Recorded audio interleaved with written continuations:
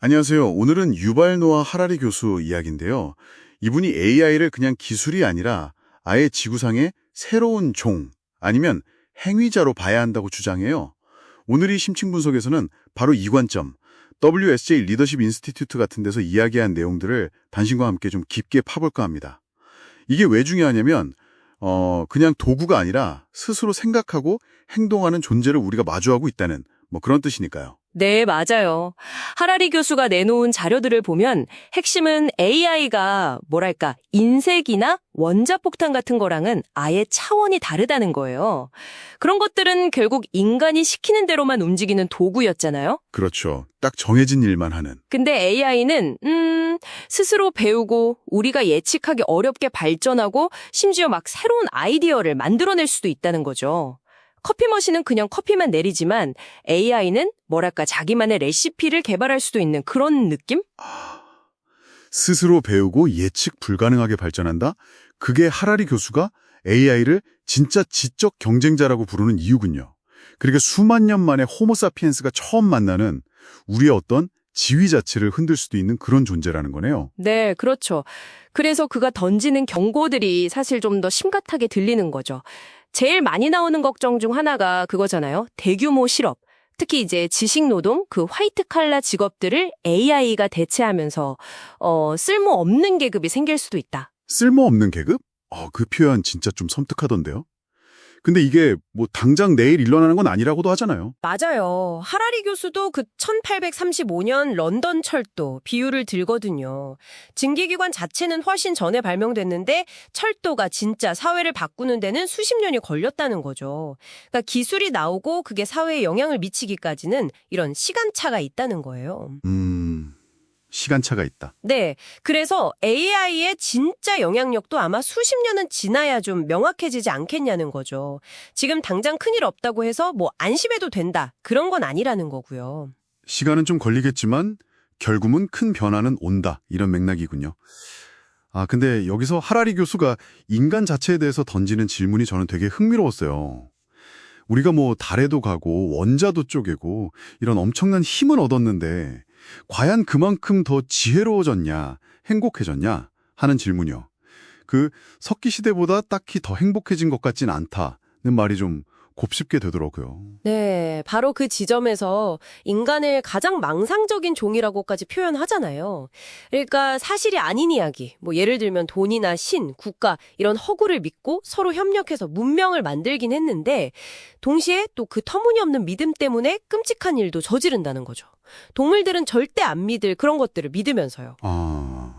그러니까 AI 시대에는 정보는 막 넘쳐날 텐데 그게 다 진실이나 지혜는 아니라는 걸 우리가 좀 기억해야 한다. 그런 경고인 셈이죠. 인간이 그런 특성을 가졌다고 보면 이 AI라는 새로운 행위자는 우리 사회의 어떤 부분을 제일 먼저 좀 뒤흔들게 될까요? 하라리 교수는 특히 금융 쪽을 주목하던데요. 네, 금융. 거기는 거의 정보가 전부인 세계잖아요. 그러니까 물리적인 환경이 복잡한 자율주행차 이런 기술보다 훨씬 빨리 AI가 금융 시스템을 장악할 수 있다는 거죠. AI에게는 이상적인 놀이터다 이렇게 표현하기도 하고요. 심지어 인간은 이해도 못하는 금융상품을 AI가 만들어서 거래하는 그런 미래도 생각해 볼 수 있는 거고요. 정보가 핵심인 또 다른 영역, 종교에도 영향을 줄 수 있다는 분석도 있었죠. 그렇습니다. AI가 엄청난 양의 종교 텍스트를 다 학습하고 사람하고 직접 대화하면서 새로운 해석을 막 내놓을 수 있다는 거예요. 예전에는 성직자 같은 인간 해석자가 꼭 필요했지만 이제 AI가 그 역할을 할 수도 있다는 가능성이 열린 거죠. 실제로 벌써 많은 사람들이 AI 챗봇한테 고민 상담하고 위로받는다고 하잖아요. 이게 어떻게 보면 AI가 인간의 어떤 영적인 부분까지 파고들 수 있다는 걸 보여주는 거죠. 정말 생각보다 많은 영역에 걸쳐 있네요. 그래서 이제 AI를 우리 인류에게 좀 이롭게 정렬, alignment 시키는 게 중요하다 이런 얘기가 나오는데 하라리 교수는 이걸 그냥 기술 문제로만 안 보더라고요. 네, 그게 핵심인 것 같아요. AI 정렬이 기술적으로도 물론 어렵겠지만 하라리 교수는 그보다 더 근본적인 문제가 우리 인간 사회 자체에 있다고 보는 거죠. 예를 들어 우리가 AI한테 거짓말하지 마 이렇게 가르쳐도 AI가 딱 보니까 인간 사회에서 특히 힘 있는 사람들이 막 거짓말하고 속이면서 이득 보는 걸 학습하면 어떡하냐는 거예요. 아, 그쵸. 아이들이 부모 보고 배우듯이. 네. 아이가 부모 위선 배우듯이 AI도 그럴 수 있다는 거죠. 그러니까 완벽한 통제라는 건 어쩌면 환상일 수도 있다는 겁니다. 그렇게 하면 AI 정렬을 논하기 전에 우리가 먼저 해결해야 할 게 있다는 뜻이겠네요. 정확해요. 하라리 교수의 메시지 중에 아마 이게 가장 강력할 겁니다. AI 걱정하기 전에 인간 사이의 신뢰 문제부터 해결해야 한다는 거예요. 지금처럼 막 나라끼리, 집단끼리, 개인끼리 서로 못 믿고 싸우는 세상에서 만들어지고 학습하는 AI가 과연 인류 전체에게 이로운 방향으로 움직여줄까? 그는 좀 회의적인 거죠. 네. AI에 대해서 막연하게 기대하거나 두려워하기 전에 우리 사회에 깨진 신뢰부터 회복하는 게 더 급하다. 이게 그의 주장입니다. 듣고 보니 AI라는 거울이 결국 우리 사회의 진짜 모습을 비추는 것 같네요. 마지막으로 그 디지털 이민자라는 비유도 상당히 인상 깊었어요. 네, 이것도 중요하죠. AI가 무슨 하나의 거대한 존재가 아니라 수백만, 수십억 개의 각기 다른 목적을 가진 AI 행위자들로 나타날 거라는 예측이에요. 뭐 군사 AI, 금융 AI, 종교 AI 이런 애들이 각자 자기 영역에서 막 경쟁하고 협력하는 복잡한 생태계가 만들어질 수 있다는 거죠. 경쟁하고 협력하는 생태계? 네. 근데 이 AI들이 마치 이민자처럼 우리 사회에 들어와서 일자리도 차지하고 새로운 문화도 만들고 심지어 정치적인 힘까지 가지려고 할 수 있다는 거예요.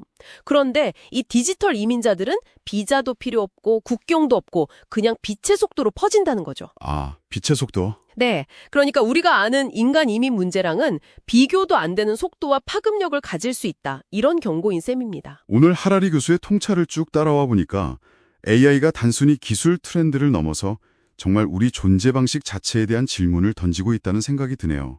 결국 AI의 미래는 기술 그 자체보다는 우리 인간의 선택, 또 지혜, 그리고 무엇보다 서로에 대한 신뢰에 달려있다. 이 점을 다시 한번 생각하게 됩니다. 네. 하라리 교수는 우리한테 아직 선택의 여지가 있다고는 말합니다. 근데 정말 빛의 속도로 밀려오는 이 디지털 이민자들 앞에서 그리고 또 우리 안에 어떤 망상이나 불신을 극복하지 못한 상태에서 과연 우리가 AI 시대를 현명하게 헤쳐나갈 준비가 되어 있을까? 이 질문을 당신께 남기면서 오늘 심층 분석은 여기서 마무리하겠습니다.